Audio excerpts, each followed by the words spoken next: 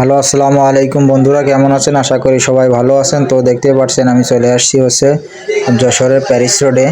তো আমার হাতের ডান পাশে দেখতে পাচ্ছেন তিনটা খেজুর গাছ। এই তিনটা খেজুর গাছ অরিজিনাল মনে হচ্ছে, কিন্তু এগুলো হচ্ছে কৃত্রিম। এগুলো হচ্ছে ইট বালু সিমেন্ট দিয়ে তৈরি করা। আর যে বেষ্টনীটা দেখতে পাচ্ছেন এটা হচ্ছে মনে হচ্ছে বাঁশের, কাঁচা বাঁশ, কিন্তু এটা হচ্ছে কৃত্রিম। আসলে অসাধারণ তৈরি। আর আমার হাতের বাম পাশে দেখতে পাচ্ছেন আল্লাহ লেখা আছে। তো বিশেষ করে এটাকে ঘিরে অনেক দর্শনার্থী এসে থাকেন বিভিন্ন জায়গা থেকে এখানে। তো অনেক সুন্দর এটা। এটা অরিজিনাল গাছের মতন মনে হয়, কিন্তু এটাও কৃত্রিম। আর সামনের দিকে সোজাসুজি দেখতে পাচ্ছেন এটা হচ্ছে যশোর যে প্যারিস রোডটা, সেই প্যারিস রোডটা। তো বিশেষ করে এখানে আপনার বিকালবেলা বা সন্ধ্যার পরে অনেক স্কুল কলেজ ভার্সিটির ভাইয়েরা এখানে আড্ডা দিতে আসে, বসে থাকে, সময় কাটায়।